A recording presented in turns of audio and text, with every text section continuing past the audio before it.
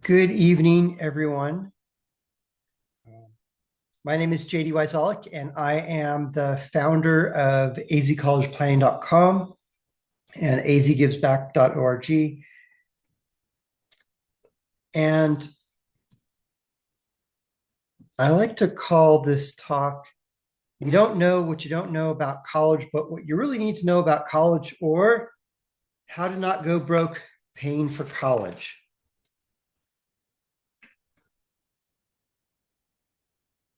It starts with the college ranking system.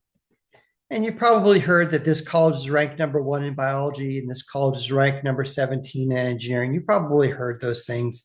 There are a dozen different publications that publish these best colleges editions. US News and World Report is probably the most prevalent of these publications. Instead of spending the $12 for the magazine, go buy a couple lattes instead. Because the college ranking system is very important to a college. So let's explore why.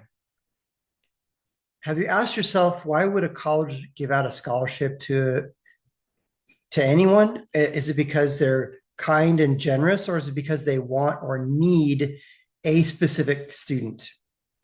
Colleges ask this question of every applicant. And that question is, how will this student impact our rankings?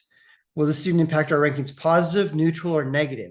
If it's negative, then the college is going to flat out reject the student. If it's neutral, well, they might admit the student and they might give the student some scholarships. If it's positive, they're going to bend over backwards and do whatever they can to try and recruit that student.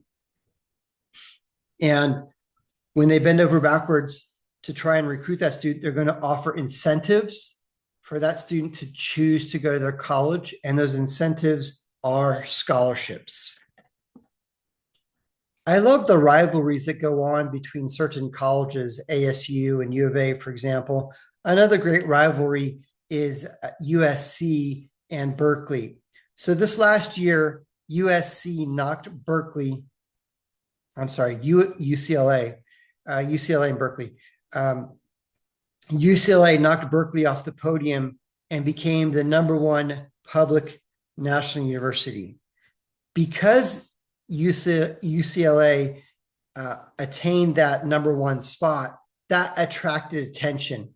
And more attention means more applications and more application fees.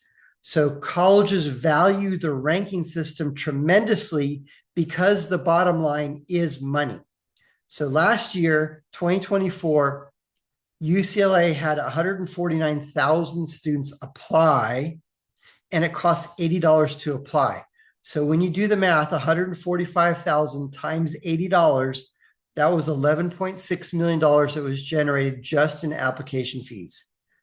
What you need to understand is college is big business, and they're going to do things for business purposes.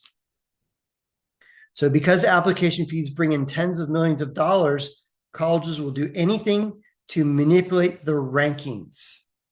And one way that they can manipulate the rankings is by admitting certain students. So let me give you a story about Lynn. When Lynn and her dad came in for the free consultation, and I'm going to invite you to come in for a free consultation as well, I asked Lynn this question, and the question was, what colleges are on your list? Do you have any dream schools? What are you thinking? And Lynn's dad said, she's going to NAU in-state because that's all I can afford. I can only afford an in-state college. And I said, let's play the game. And playing the game is applying to a bunch of different colleges, somewhere between 6 and 15 colleges, and have a good mix of some state schools, some out-of-state colleges, and some private colleges. I don't remember exactly how many schools she applied to, 7 or 8, and she was admitted to 5 of them. And then two of those 5 fell off the wayside for one reason or another.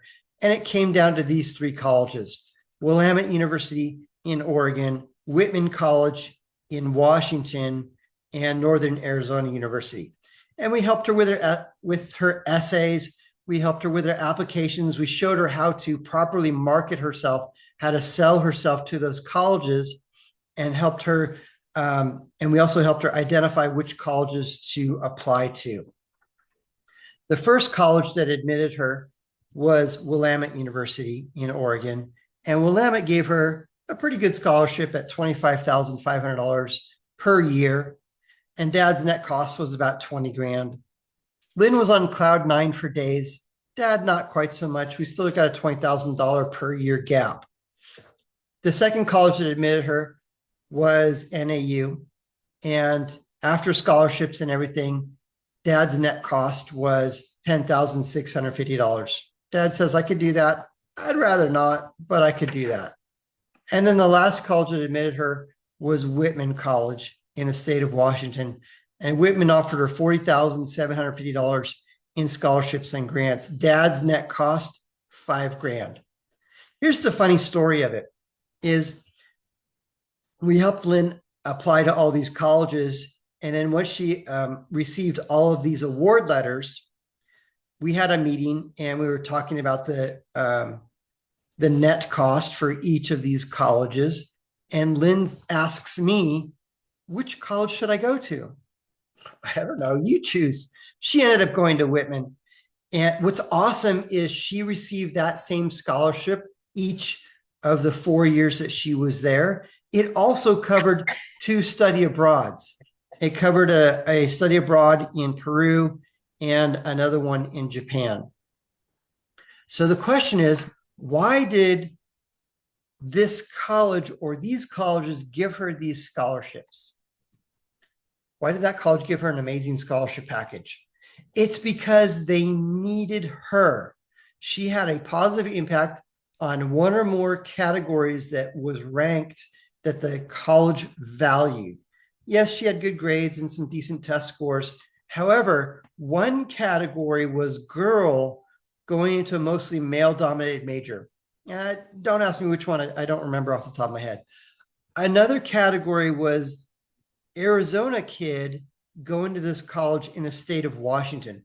So now Whitman can go back to these publications and say, we have geographic diversity.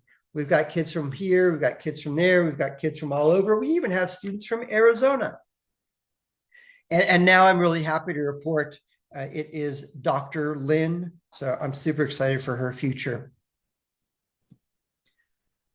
A very important question that we've got to ask is, what does the college value? And then do that. If they don't value it, then of course don't do it. In the case study of Lynn, we instructed her with which activities she should focus on, what colleges to apply to, how to properly showcase herself to these colleges through demonstrated interest, and what to write in her essays, and how to follow up. She did all of those things that the college valued. And of course, the result was amazing. And I've got literally hundreds more of examples. We're going to learn several acronyms. The first acronym we're going to learn is COA, cost of attendance. And the cost of attendance includes everything. It's tuition fees, books, lab fees, student ID card, parking pass, meal plan, and more. So we want to know what the total cost of attendance is for 1 year at whichever college it is that your student is considering applying to. So if we look at the in-state cost of ASU, the sticker price is $37,354. That's for 1 year. Now, if you're looking at NAU or U of A in Arizona, those colleges have a very similar sticker price. NAU is a little bit less, but it's negligible, maybe $1,000 less or so. So all 3 of those colleges have very similar COA, cost of attendance. What I always encourage is to go and visit some colleges. So if you live in Maricopa County, there are 3 colleges here. If you live somewhere else, find out which college is near where you live or several colleges near where you live, and then go and visit those colleges. And the reason why I'm asking you to go and visit these 3 colleges is because it's not a big time or money commitment. And there are 3 very different types of colleges. We've got ASU, which is a large public university. We've got Grand Canyon University, which is a mid-sized private school. And we've got Arizona Christian University, which is a small college. When you visit Arizona Christian University, look at it through 2 different lenses. The first lens to look at it is going to be the size of the school. It's a small school, about 1,000 or so students. The second lens to look at it is the religious lens. It is affiliated with the Christian church, and there is some religious requirements. Again, I'm asking you to go visit these 3 colleges or whichever college is near you, because it's not a big time or money commitment. So that when you do go to San Diego, or you do go to Chicago, or you go to Florida, and you visit some colleges in those areas, now you've got something you can weigh, balance, compare, and contrast, and not be all starry-eyed the first time you go and visit a college. In fact, when you visit a college or any college, if you don't walk away with the impression of, wow, that school's amazing, I want to go there. If you didn't walk away with that impression, then know that they did a bad job. That's their job, is to sell you on their school. One of the categories that I think that is ridiculous is most expensive college. And Harvey Mudd College in Los Angeles claims one of the most expensive categories. And it's $98,984 for 1 year at Harvey Mudd. NYU is hovering around $96,900. UCLA out-of-state cost is $80,739. So we've got in-state at around $30,000 to $40,000. If you're looking at any of the honors colleges, such as U of A honors or NAU honors or ASU Barrett honors, you can add some dollars on top of that. So instead of like $38,000, now we're looking at about $40,000. That's the in-state cost for that particular college. If you really want to scare yourself, do this. Go to the college's website, and in the search bar, type in cost of attendance. It'll bring you to that page, and it'll list all the numbers there: tuition, dorm room, meal plan, books, estimated cost for books, student ID card, parking pass. Do you know what the parking pass cost is to get a parking pass at ASU? It's ridiculous. Go ahead and look it up. I think it's around $800 for 1 year for that. So type in cost of attendance. It'll bring you to that page. Sometimes you have to add those numbers together. Sometimes they already have it added for you. But here's how you're going to scare yourself. Take that number and then multiply it times 4 years. And then multiply that number again times the number of kids you've got. 2 kids, 3 kids, etc. That's enough to give anybody a coronary right there. And have you asked yourself, how in the world are we going to be able to afford it? And I've literally talked to thousands of families, and these are some of the ideas and strategies that they've told me as ways to pay for college. And these might be some things that you might be thinking about as well. And the first one that always comes up is private scholarships. My kid's going to get a private scholarship. So let's put a definition on what private scholarship means. That is a scholarship that your student applies for and wins. If your student receives an email or a letter and it says, congratulations, you've won that scholarship, and your student did not apply for it, scam. Especially if that letter says, mail us $100 and we'll tell you which one you've won. That's absolutely a scam. So first is you have to apply for it, and then you can win it. And if your student wins a private scholarship, such as the Ronald McDonald House Scholarship or the Coca-Cola Scholarship, those are a couple popular scholarships. if your student wins one of those scholarships, it's portable. They could take it up to NAU. They could take it over to University of San Diego. They could take it over to Texas A&M. They could take it up to University of Chicago. It's portable that way. Versus if the student won the Wildcat Scholarship at U of A, it's only available if the student attends University of Arizona. So private scholarships are portable. However, less than 2% of the $135 billion of aid, less than 2% of $135 billion consists of private scholarships. Everybody wants to go after these pennies. I want to go after where the bulk of the money is, and that's going to be in these three categories. The first category is going to be state funds. We want to get as much state funds as we can. The second category we want to get is federal funds. We want to capitalize on that. And then the third category, which is the big kahuna of the three, is the college endowment funds. And some colleges are rich, other colleges are just flat uber rich. So Harvard claims the number one spot as being the wealthiest college with $40 billion in their endowment. The interest that that account produces is enough to give every Harvard student a full ride. Does Harvard do that? Absolutely not. I've been watching ASU, and when Michael Crow became president, he had an initiative, and the initiative was called the 2020 Initiative. And what he wanted was by the year 2020, that ASU would have $1 billion in their endowment. They didn't hit it. It was like $950 million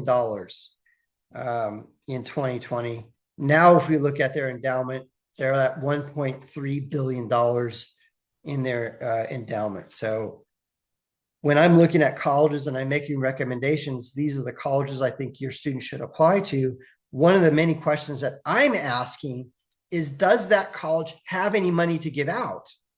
If the answer is no, then why would we even apply to that college? The next strategy as a way to pay for college that parents have told me, and again, this might be something that you might be thinking about, is my kid's an athlete, my kid's going to get an athletic scholarship. Now, I'm sorry to tell you this, that unless your student is the next NBA, NFL, or Olympian, the likelihood of getting a full athletic ride, probably not going to happen. Now, if we look at baseball, America's pastime, if we look at a Division I school, the average men's baseball scholarship is $13,000.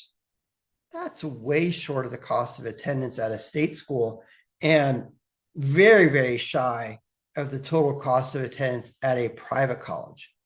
So where's the remaining $20,000 going to come from, or the remaining $80,000 going to come from?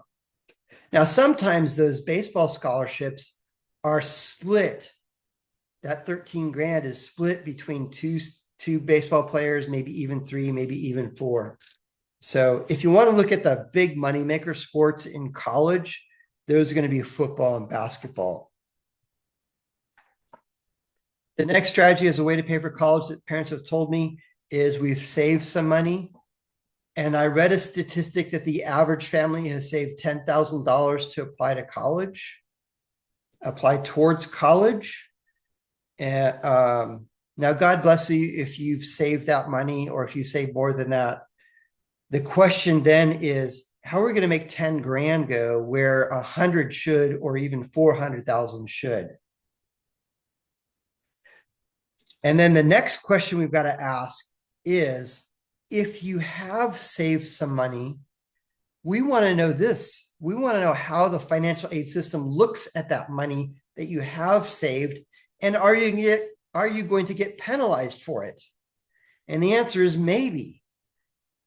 There are three buckets of money.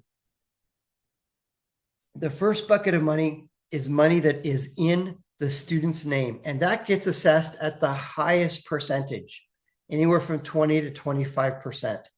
The second bucket of money is money that's in the parent's name, and that gets assessed at a lower percentage at about 6%. So sometimes just by rolling over who the owner is, no, the parent's not the owner of this financial, no, the student's not the owner of this financial product. The parent is the owner of this financial product. We might be able to qualify for more need-based financial aid. Then there's a third bucket, and that third bucket has an umbrella over it, and that umbrella is the retirement system.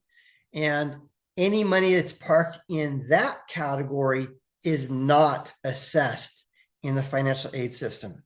And that's going to be 401ks, IRAs, Roth, SEPs, and a few other financial retirement products. JD, what about 529 plans? When President Bush was in office, he signed a bill that stated that 529s are now going to be considered the asset of the parent. Thank you, JD, for telling me that, because we have a 529, and you just told us that student assets get hit at about 20 to 25%, and parent assets get hit at about 6%. And we have a 529. Yes, that's true. However, as soon as you tell the college, and you have to tell the college, we have a 529, they're going to go tag, that's my money, I want it, and they're going to split it into quarters. 25% the freshman year, 25% sophomore year, 25 junior and senior year. One of my families, they had a 529 and they had $40,000 saved up in the 529, and their student applied to and got admitted to a college in California. And as soon as that college in California found out that they had a 529 and they had 40 grand, they reduced his aid package by $10,000 per year, meaning we want 10,000 each of the 4 years from that 529. So sometimes by rolling over who the owner is, no, the student's not the owner, the parent is the owner, or from one financial product to a different financial product, we might be able to qualify for more need-based financial aid. Here's my disclaimer. Before you move money around or any of that stuff, you need to know what the ramifications are, both positive and negative. Sometimes it's smart to move money around, other times it's not. Each family situation is unique and different.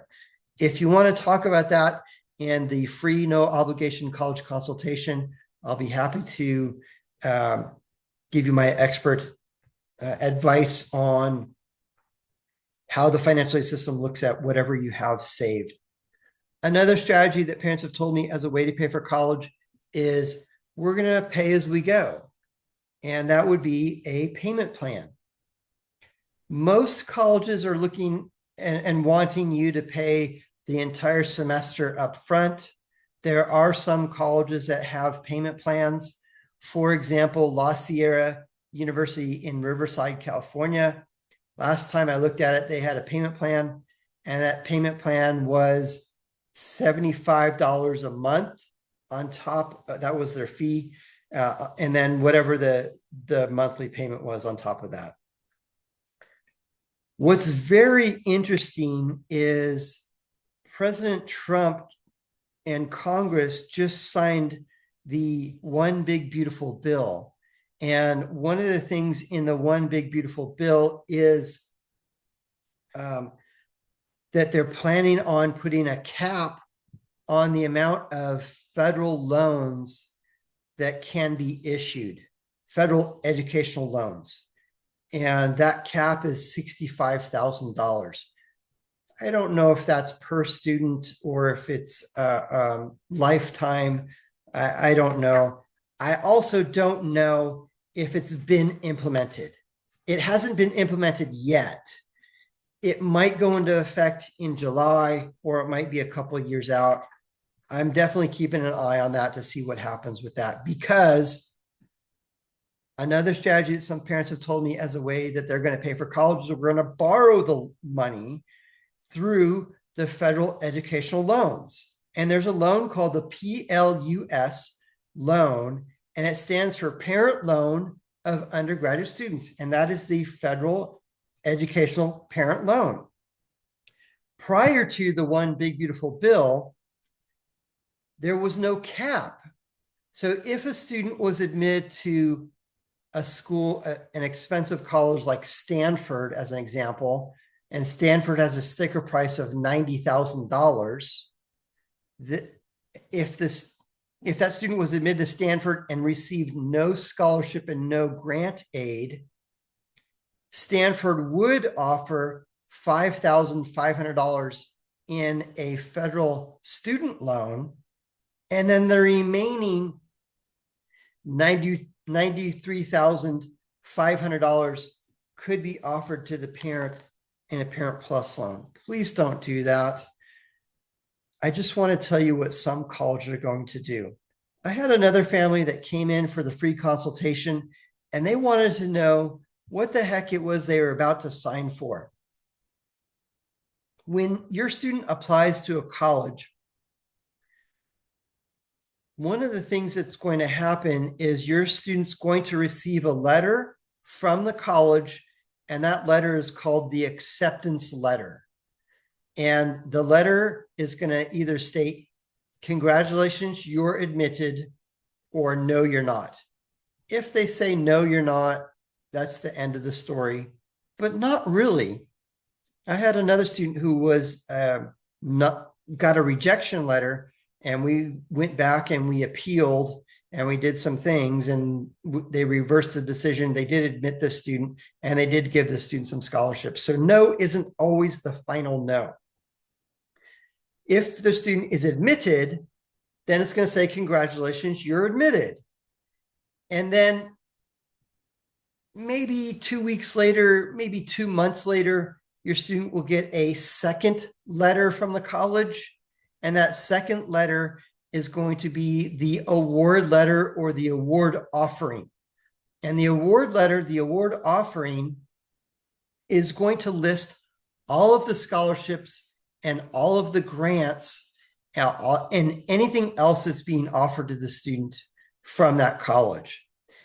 Scholarships, grants, loans, work study. Sometimes you might be offered an iPad or a laptop, or maybe even software for a particular college. When my daughter went to St. Martin's University up in Seattle, she got a software scholarship because that particular college used the Microsoft Office suite of software. Well, this family came in for the free consultation, and they wanted to know what the heck it was they were about to sign for. And they were showing me the award letter for this college in Colorado. And some colleges are devious in their wording on the award letter because it said PLUS $25,000. And they were very excited. They were like, we got a $25,000 scholarship. And I had to say, I'm sorry, that is not a scholarship. That's a loan. And I'm actually happy to report they didn't go that route. You can go to my website, azcollegeplanning.com, click on testimonials, and Courtney's mom gave us this wonderful testimonial that Courtney graduated from a private college. She graduated 100% debt-free, and the parents didn't take out any educational loans either. And she said, thank you very much for helping us through this process. And that's exactly where we want our students to start their life, is to graduate college with a viable degree that they can immediately go get a job, and they have zero or close to zero in student loan debt. Another strategy that parents have told me as a way to pay for college is we're going to use the equity in our home. I won't go into details on that, You guys know what that is. And the last one is we're going to liquidate our retirement accounts. Please don't do that. Retirement accounts should be for retirement. Now, don't throw out a college based solely on the sticker price. Why?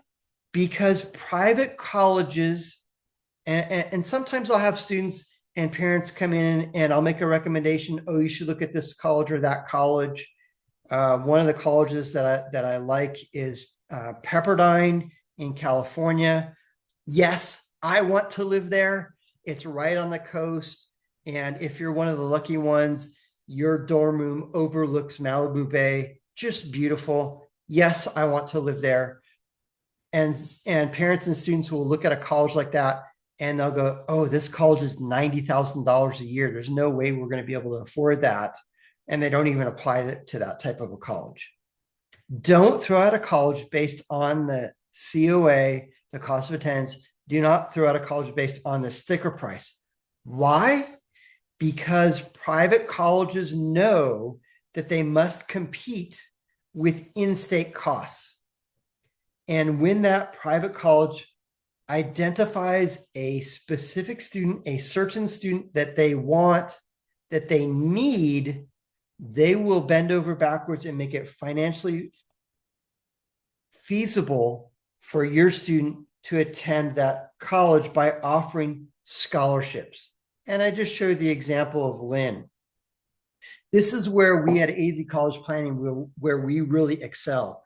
We show students how to properly present themselves to the colleges so that college says, yes, we need this student.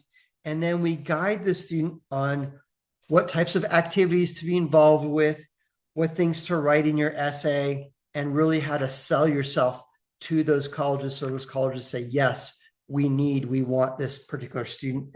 And because the student will make a positive impact on our rankings, because the student will make a positive impact on our rankings, we're willing to give these scholarships to the student. And we, the college, know that we're going to make it up on the back end by getting more students to apply to our college. We'll get more money through applications and application fees. What you need to understand about this whole admission and scholarship process, it's a game. And if you understand the rules of the game, you can position yourself to win. Colleges don't want you to know the rules. If you don't know the rules, how in the world are you going to be able to win? This is a great question. An important question to ask each of the colleges that your student is going to apply to. And that is, what is the average timeline for students to graduate from your college? How long is it going to take my student to graduate from your college? The average graduation timeline at a public college is 6 years. 6. Why?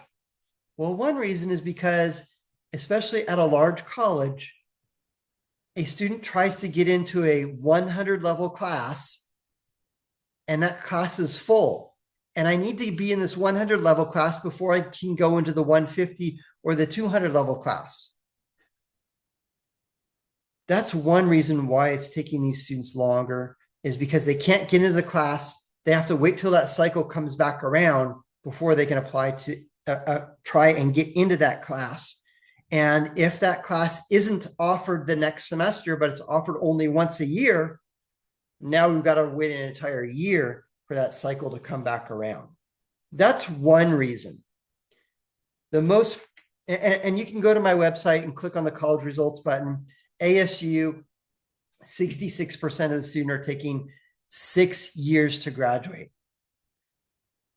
One reason is because those classes are full and they can't get into the next level class.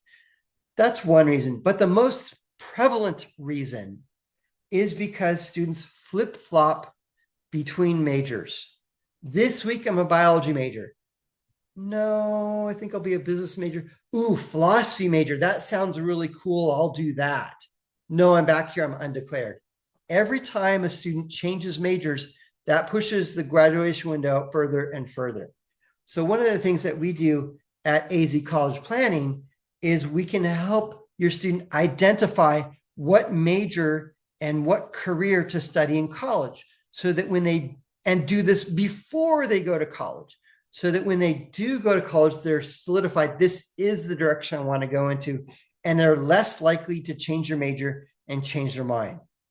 If they change their major and change their mind in college, it becomes expensive. So we do this with our award-winning career assessment tool. And we'll plug your student into this program, and it's going to ask questions. Do you like to do this? Do you like to do that? And it will generate a list of occupations based on how your student answers those questions. And then we'll make our recommendations and that, because what we want is we want your student to graduate from college in 4 years or less with a viable degree that they can immediately go get a job and be productive members of society. So when they go through that program, they'll save those occupations, and then they'll click on the occupation. It'll generate a list of majors. You click on and you save the major, and it will generate a list of colleges. Super awesome. And what we will do is we will review those colleges, and we'll make our recommendations. These are the colleges that we think that your student should apply to, because you have a higher probability of admission, a higher probability of scholarships. It has the major and the programs that your student wants to be involved with. And fourth, we feel that it might be a good fit for your student. If your student finds a college that is a good fit, awesome. That's a game changer.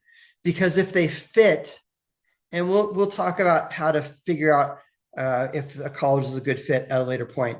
But if your student finds a college and we can help that student find that college that's a good fit, if it's a good fit, they're going to thrive at that college. If they thrive, they're going to have better grades. If they have better grades, they're going to have better rapport with the professors. If they have better rapport with the professors, then that's when opportunities happen. I went to Biola University in Los Angeles. I'll tell you my story in a moment. And actually, here's my senior picture. I'll tell you my story right now. I met my guidance counselor in high school. I walked into her tiny office. Hi, Miss Nuss. Hi, JD. How are you today? I'm fine, thank you. Sit down. I sat down, and she says, JD, you're a good artist. You should be an art major. And then I left. That's how much time I spent with my guidance counselor. No offense to any guidance counselors. They're overworked and overbooked. I went home and I thought about it for all of about 37 seconds. And I thought, artists don't make any money. I've got to do something else. At that same time, when I was a senior in high school, I had a friend who was a freshman in college, and I was talking to him on the phone, and he says, JD, you got to come to this college. It was Biola University in Los Angeles. He says, JD, you got to come to this college. It's so awesome. We have the most amazing beach bonfire parties, and we had some really good beach bonfire parties. And he says, the girls here are super cute. I'm like, dude, I like that.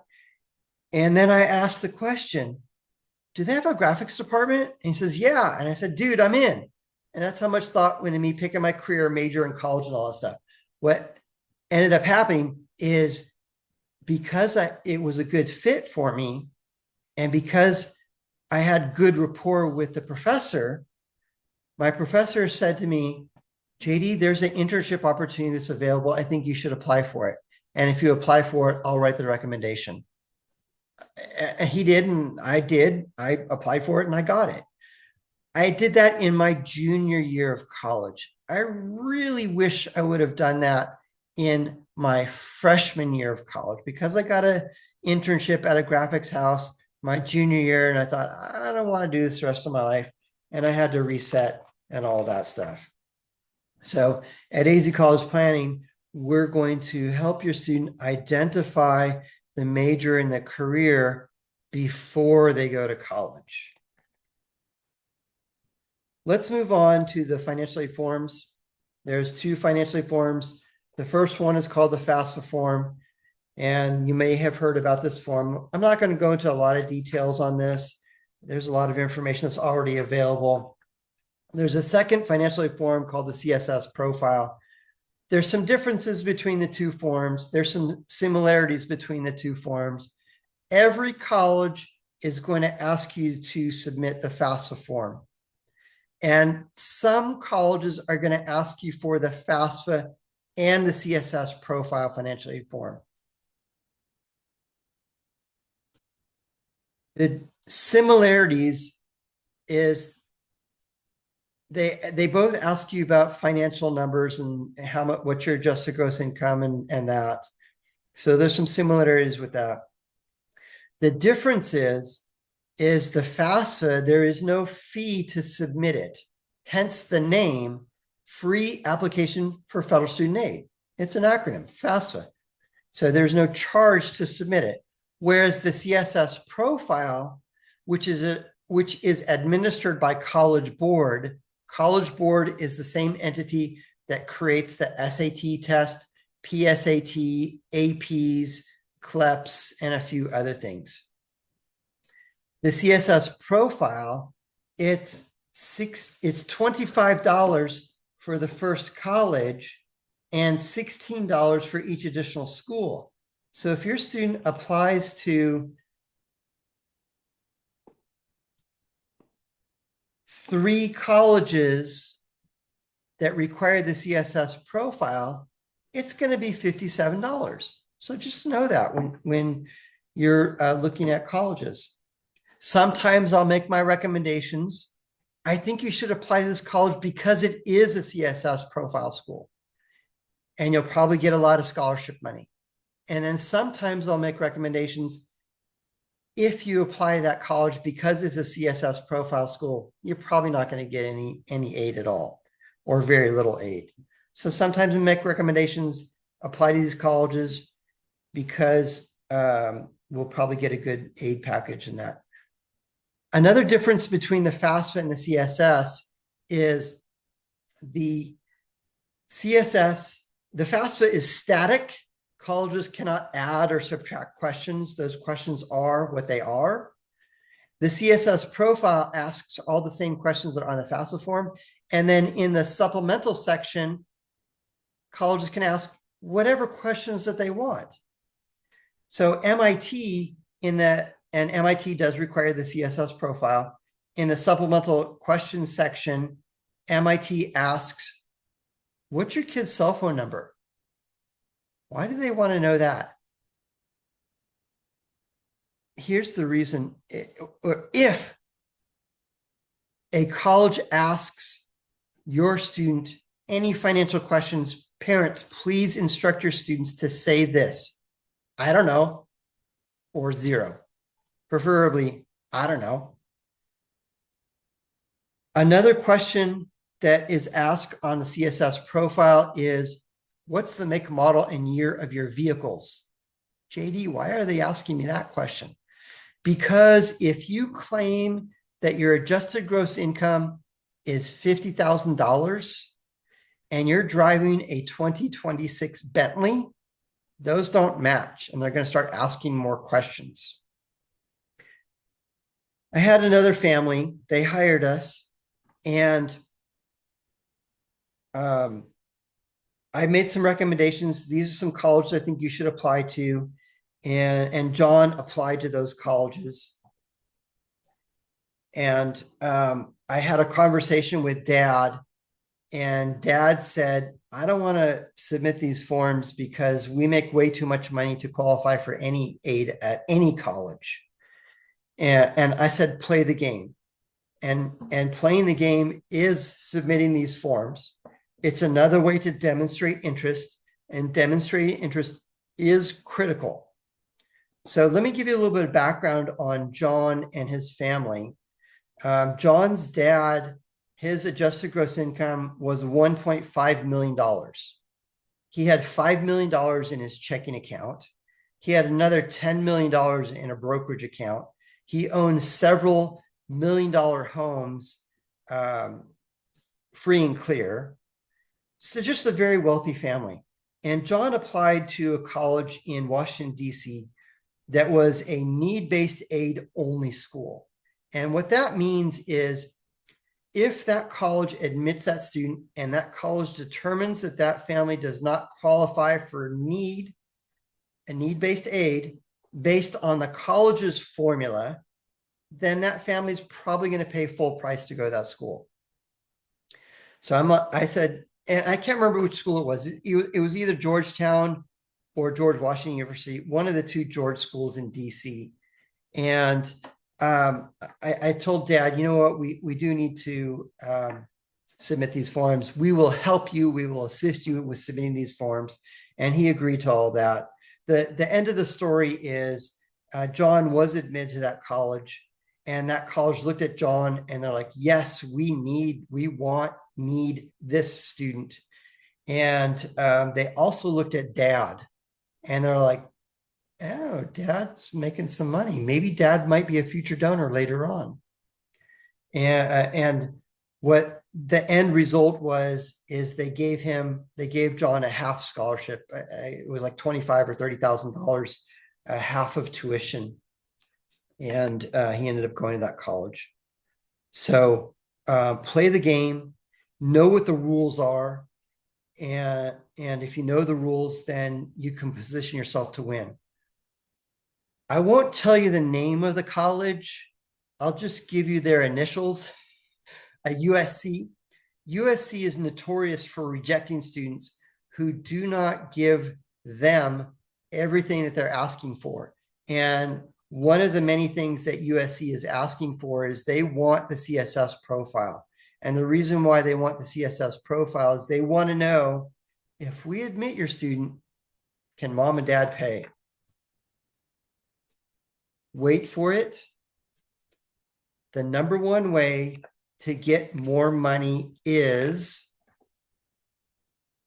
apply to 6 to 15 colleges and negotiate. The thought is to apply to some reach schools, some targets, some safety schools. I don't agree with that at all. Because if a student applies to a reach college and is admitted to that reach college, then it's going to be expensive to go to that college.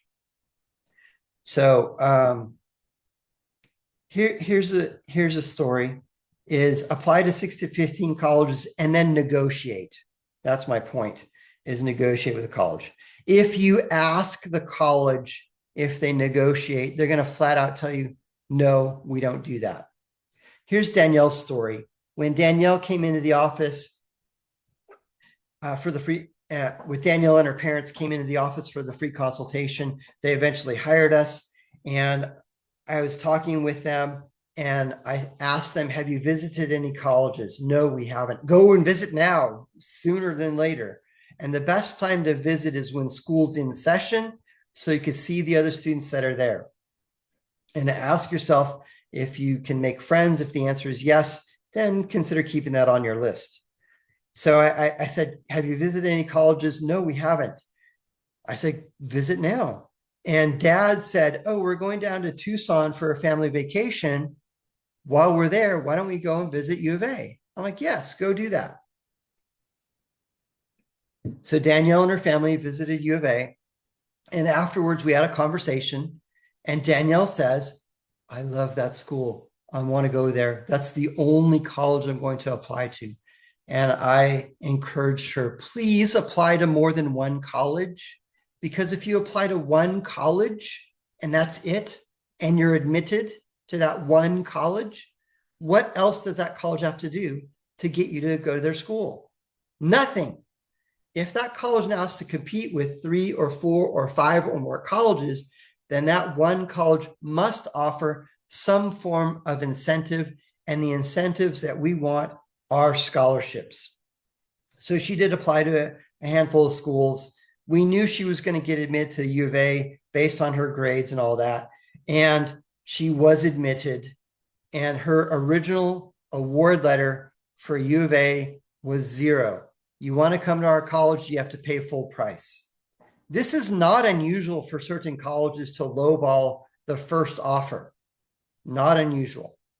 So dad calls me up and says she got admitted to U of A, no scholarship money. I don't want to pay full price. What do I do? And I asked, well, what other colleges was she admitted to? Oh, she was admitted to this one and that one. And she was also admitted to NAU and she got some scholarship money at NAU. I said, great.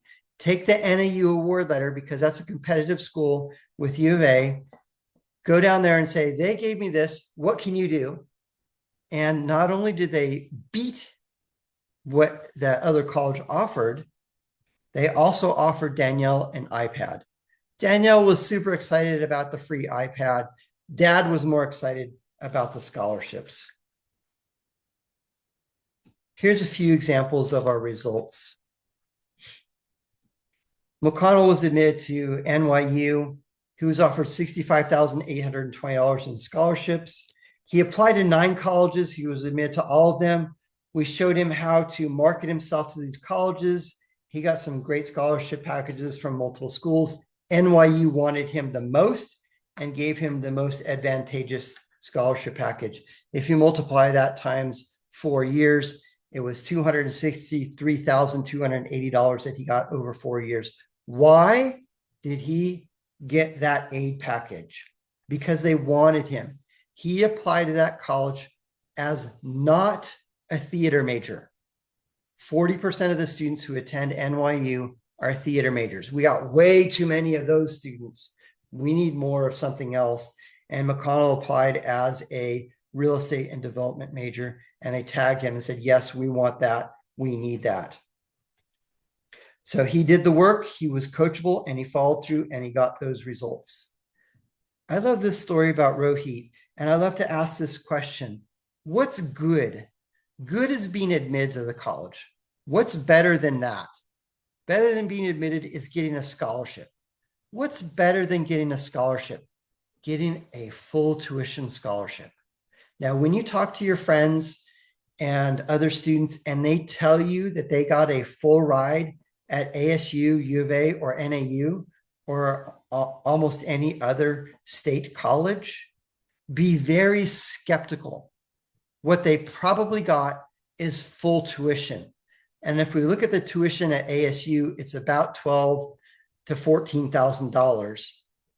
And the college costs $35,000 to $38,000 to $40,000, depending on what program. So 14 minus 38 is $24,000. Where's the other $24,000 going to come from? So that's a full tuition scholarship. It's very rare that the state schools give a full tuition scholarship. What's better than getting a full tuition scholarship? Of course, getting the coveted full ride.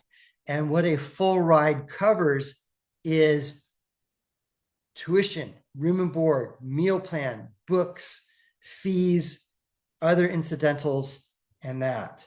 What it does not cover is transportation.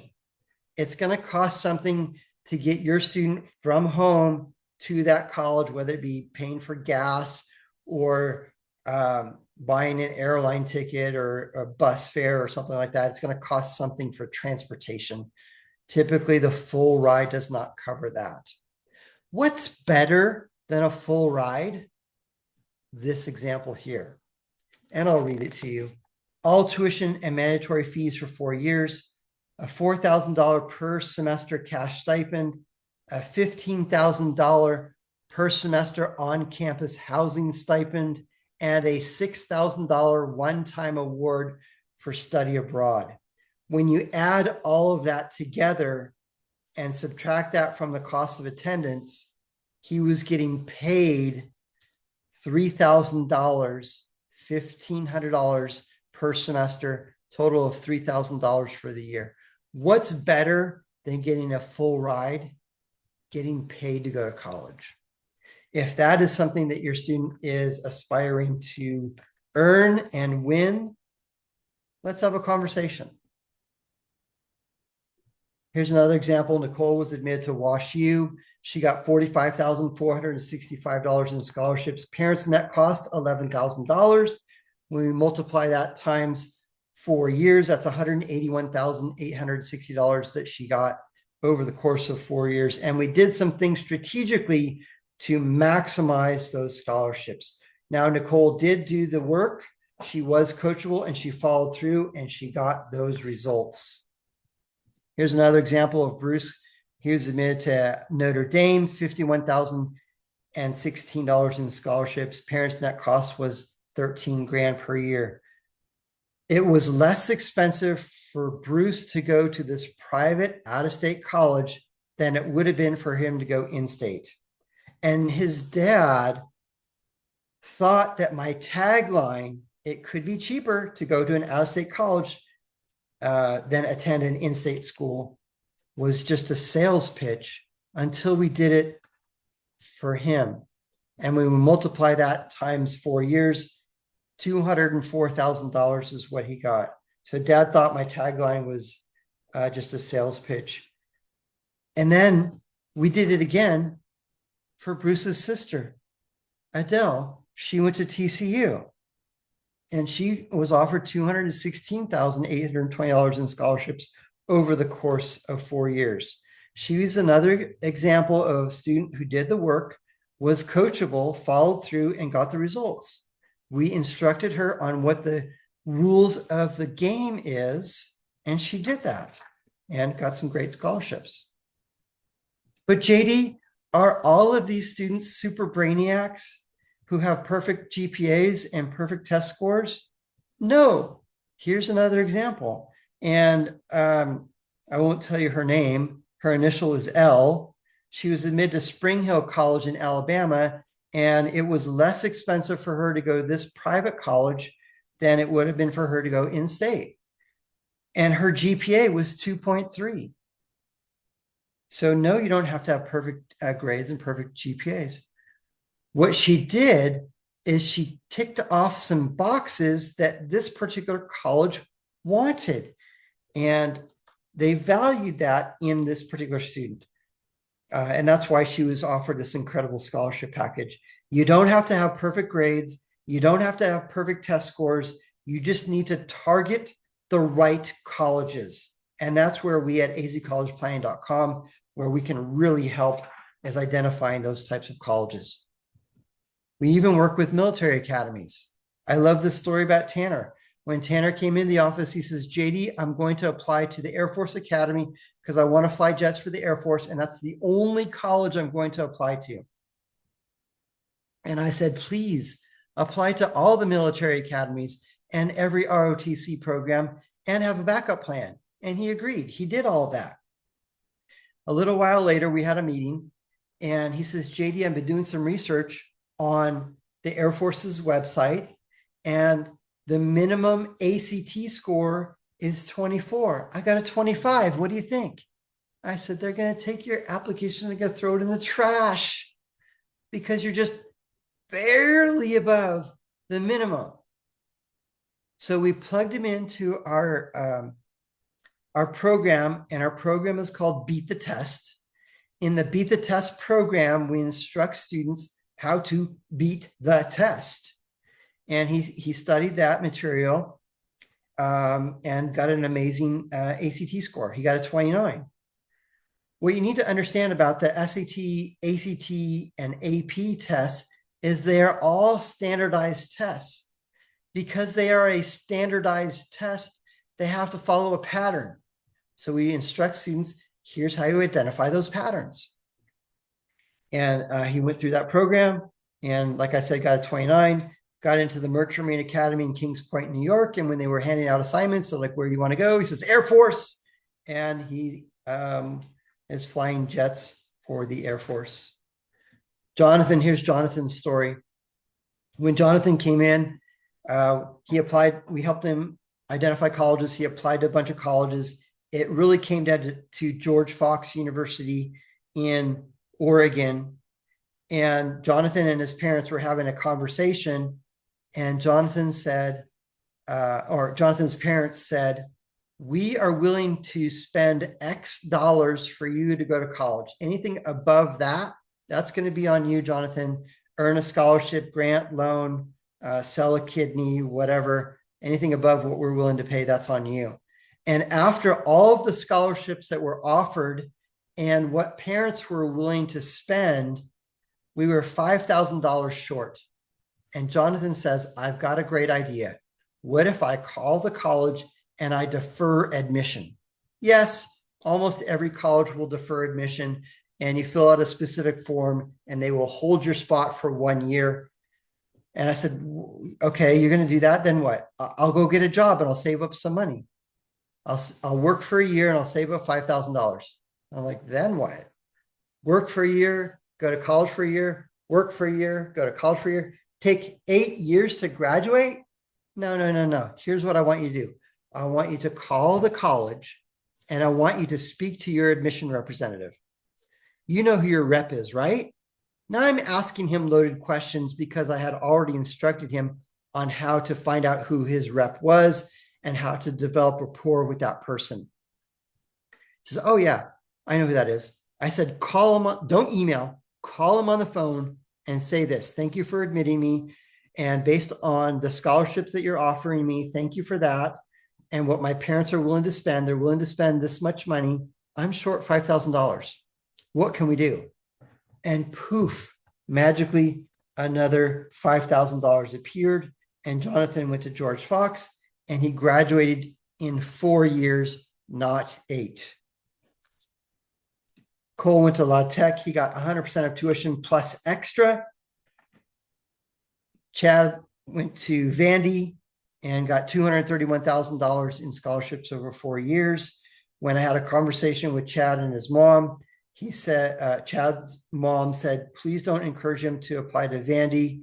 We don't have the money for him to get to go there. And I said, play the game.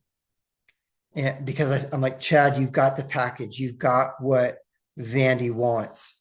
And he did. He got admitted, got an amazing scholarship package.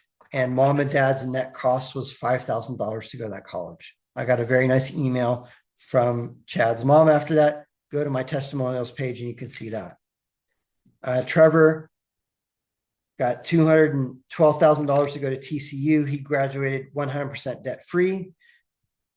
Because of TCU's affiliation with their career center, he got an amazing job in Denver with a financial bank firm in Denver, Colorado, making some really good money right out of college. This particular student, he went to NAU. He graduated 100% debt-free. Again, this is exactly where we want our students to be when they graduate from college, with zero debt or as low as possible.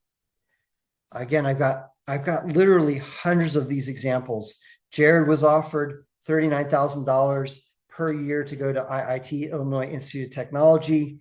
It was less expensive for him to go to that college than to go in-state. This particular student got into Loyola Chicago, and we did appeal, and we got an additional $2,000 more per year, $2,000, $4,000, $6,000, $8,000 more on top of whatever they were already giving this particular student. I want to tell your student's success story. I want to help tell your student's success story. And this is how we're going to do it.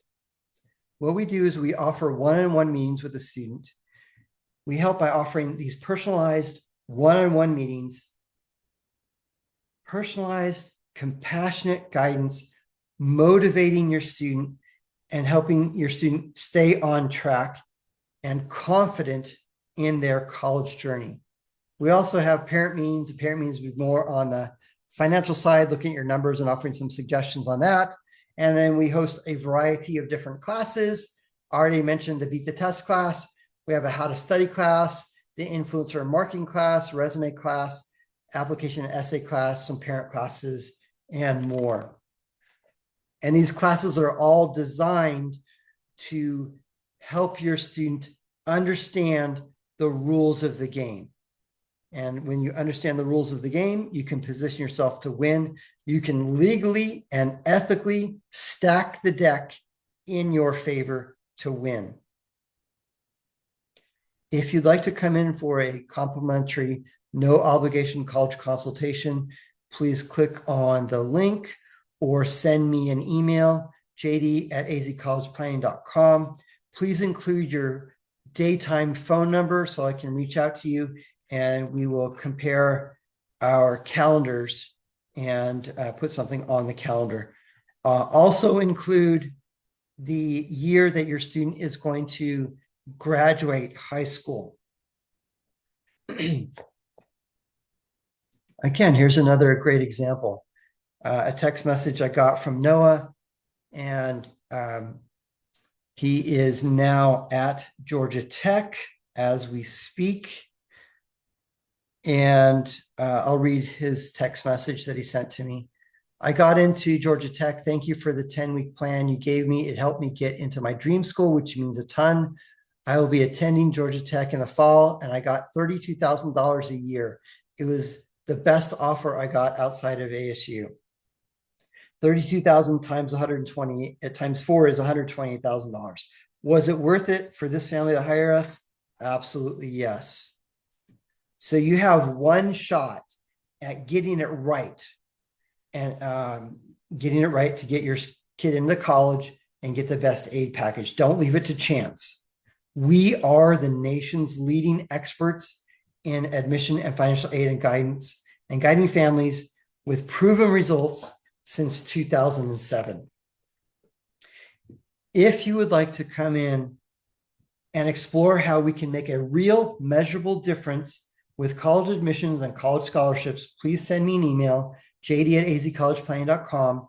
Include your name, a daytime phone number, and your student's high school graduation year, and I'll reach out to you and schedule that free, no obligation college consultation.